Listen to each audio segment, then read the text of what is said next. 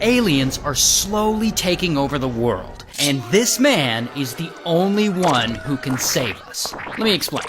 Now, the man's name is Vince Lee. He's Canadian, he works odd jobs here and there to pay his bills. He's a normal guy. And then one day, Vince starts hearing a voice. And it's the voice of his God. And I don't know what his God looks like, but I assume he looks like this. So his God tells him, Vince Lee, you've been chosen for a special mission. And he basically tells him that he's the new Jesus, and that aliens, extraterrestrials, are invading Earth. And that it's now his job to protect all of humanity from this invasion. But most importantly, these aliens aren't little green men like you'd see in the movies. These aliens look like real people. Now, after Vince Lee talks to his God, he doesn't go and get evaluated by a mental health professional. No.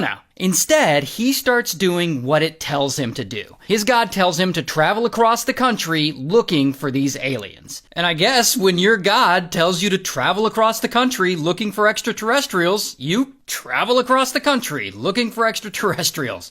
What else are you gonna do? And so, that's what he does. He travels across the country looking for these aliens. Sometimes by bus, sometimes on foot, but he'll disappear for like days at a time while he goes on these missions. Now, I don't know if he actually finds any aliens while he's out on these missions. I just know that he's gone for long periods of time, and people around him think it's strange. Here's the thing though, Vince Lee has a wife, and his wife, she's very concerned about him. I mean, he claims his God is talking to him. And his wife is also frustrated with him, mostly because he keeps disappearing for days at a time, and she isn't entirely sure as to why. So, inevitably, this leads to problems in their marriage, and they're fighting all the time, and she eventually has had enough. And she's like, I am out. And she leaves him, they divorce. And they try and reconcile and work it out, but ultimately, it just doesn't work. And this is, I'm sure, devastating for Vince Lee. But he's still focused on his mission. Stop the alien invasion. So then, at some point, Vince Lee goes to the store and he buys himself a buck knife, in case he needs to protect himself from the extraterrestrials. Then, I guess his God comes to him and tells him, Vince Lee,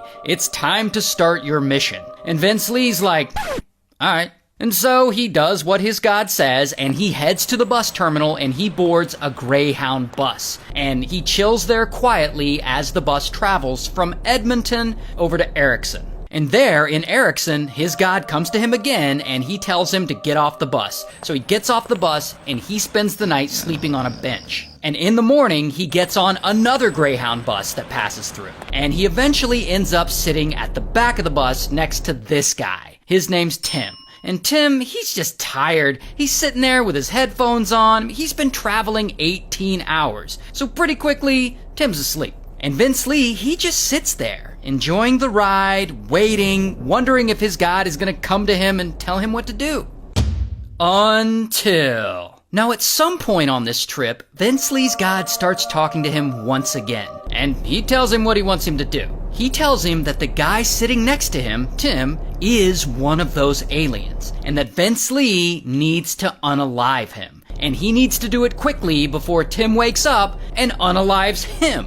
And so Vince Lee listens to his God and he reaches into his bag and he pulls out that buck knife. And he turns to Tim, and then bam, he stabs him. And then he stabs him again, and then again, and again, and again. It is brutal. And the people on the bus, they notice this chaos, and they start freaking out and screaming like, stop the bus! Someone's getting stabbed! And the bus driver hears the screaming, and so they pull over, they open the doors, and all the passengers run off the bus. Meanwhile, poor Tim, he's trying to fight off Vince Lee, and he manages to break away and get into the aisle, but Vince Lee tackles him to the aisle floor, and he just keeps stabbing him again and again. And he eventually stabs him over 50 times, until he's unalived. Then, Vince Lee's God comes to him again, and he tells him that he needs to decapitate Tim, cut his head off. And so, that's what Vince Lee does. Not only that, he holds the head up to the bus window so that all the passengers outside can see. And now eventually, Canadian police show up, and they can see from outside on the inside of the bus, Vince is pacing back and forth, carrying Tim's head. And then, it gets worse. Allegedly, Vince Lee's God comes to him one more time, and he tells him, you need to eat Tim. Because he says if he doesn't eat Tim, then Tim will come back to life and attack him. So then Vince Lee, he uses his buck knife and he starts removing Tim's body parts and consuming them one by one. His eyes, his nose, and I won't get into it, it's gross. And if that isn't crazy enough, during all that, police are still waiting outside the bus. And they've got the whole bus surrounded. And by this time, they've called in negotiators and a special tactical unit. They got this area on lockdown. But for some reason, I don't know why, they don't shoot Vince Lee. Like, they don't even shoot at him. They don't bust into the bus and take him down with force. I mean, maybe they're just being polite because they're Canadian. I don't know. But if I can think of any instance where it would be justified for police to use force, it would be this instance. But they don't. They try and negotiate with him to come out. But of course, Vince Lee is like, fuck you. He doesn't listen. I mean, he's busy trying to stop the alien invasion.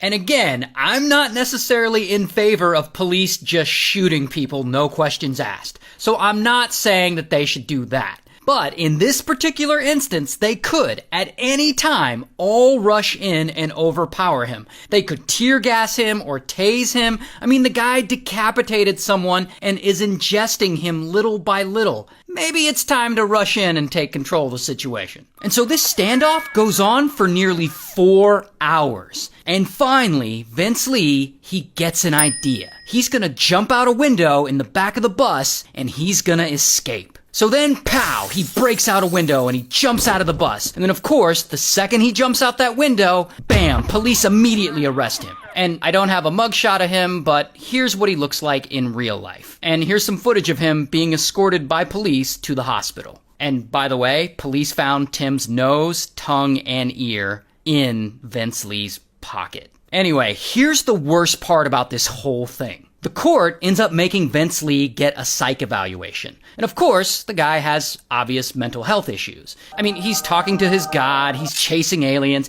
and he's ultimately diagnosed with paranoid schizophrenia. And because of that, when he goes on trial, he's found not criminally responsible on account of his mental disorder. And he gets sentenced to a psychiatric hospital, and they get him treatment, and they put him on meds, and over time, he allegedly does start to get better, and he stops hearing voices and stuff. And then, after 7 years in this psych facility, Vince Lee's doctors believe that he's no longer a danger to society. So, they let him out. So after all that, Vince Lee is now a free man. Hope he keeps taking his meds. Shout out to Canada.